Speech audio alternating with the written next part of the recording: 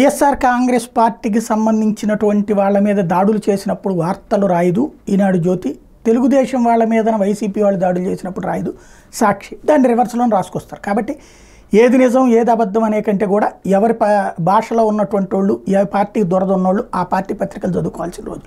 ఇప్పుడైతే రెండు సంఘటనలు వైఎస్ఆర్ కాంగ్రెస్ పార్టీ, మనం అయితే రెండు చెప్తున్నాం ఎందుకంటే పబ్లిక్ లోకల్ వాళ్ళకి తెలుస్తుంది అసలు విషయం ఏంటో, వాళ్ళు కామెంట్ల రూపంలో కొంతమంది చెప్పినప్పుడు మిగతా వాళ్ళకి తెలుస్తుంది. కాబట్టి ఇక్కడ రెండు గొడవలు జరిగినాయి, రెండు కూడా తెలుగుదేశం వాళ్ళ మీదన వైఎస్ఆర్ కాంగ్రెస్ పార్టీ వాళ్ళు చేసిన ఫ్యాక్షన్ గొడవలు. దీని మీదన సాక్షి రాయలేదంటే ఇది ఖచ్చితంగా వైసీపీ వాళ్ళే చేశారని నమ్మచ్చు మనం. రాజకీయ కక్షల నేపథ్యంలో జనసేన పార్టీ నాయకుడు కుటుంబాన్ని హతమార్చేందుకు వైసీపీ నేతలు ప్రయత్నించారు. పొలానికి వెళ్తున్న వాళ్ళని వేటాడి ట్రాక్టర్తోనూ డోజర్ యంత్రంతోనూ ఢీగొట్టారు. అయితే సరిగ్గా స్థానికులు చూసి పరుగున రావడంతో అక్కడి నుంచి నిందితులు పరారయ్యారు. ఈ దాడిలో జనసేన నేత ఏడుకొండలతో పాటు ఆయన కుటుంబ సభ్యులు నలుగురికి గాయాలయ్యాయి. ప్రకాశం జిల్లా పుల్లల చెరువు మండలం మర్రివేముల్లో ఆదివారం ఈ దారుణం చోటు చేసుకుంది.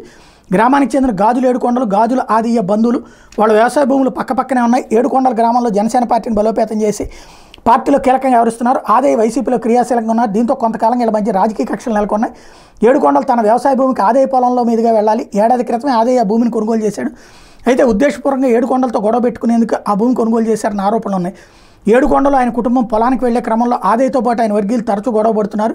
ఈ నేపథ్యంలో ఆదివారం ఉదయం మిరప నాటేందుకు తమ పొలానికి వెళ్తున్న ఏడుకొండల కుటుంబాన్ని వైసీపీకి చెందిన ఆదాయ వర్గీయులు ట్రాక్టర్ రోజర్ యంత్రంతో ఢీగొట్టారు. వాళ్ళు తప్పించుకునేందుకు ప్రయత్నించిన వాహనాలతో వెంబడించారు.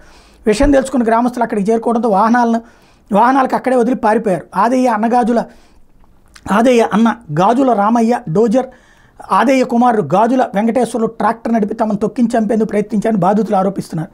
ఇది ఒక సంఘటన. మరొక వైపున వైసీపీ మొక్కలు రెచ్చిపోయే పోలీసులు అయితే టీడీపీ నాయకులపై రాడ్లు కొడవళ్లతో విచక్షణారహితంగా దాడి చేసి అనంతపురం జిల్లా బత్తలపల్లి మండలం వెంకటగారిపల్లిలో ఆదివారం ఈ ఘటన చోటు చేసుకుంది. వెంకటగారిపల్లికి చెందిన టీడీపీ నాయకుడు లక్ష్మీనారాయణని వైసీపీ వర్గీయులు శ్రీనివాసులకి మధ్య పశువుల దొడ్డికి సంబంధించిన స్థల వివాదం ఉంది.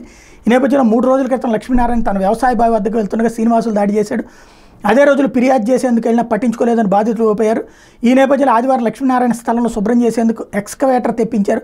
శ్రీనివాసులు అతని తమ్ముడు వైద్య శాఖ ఉద్యోగి అయిన హరి వెంకటరాయుడు, అప్పస్వామి మరికొందరు రాడ్లు కొడవలతో అక్కడికి చేరుకున్నారు.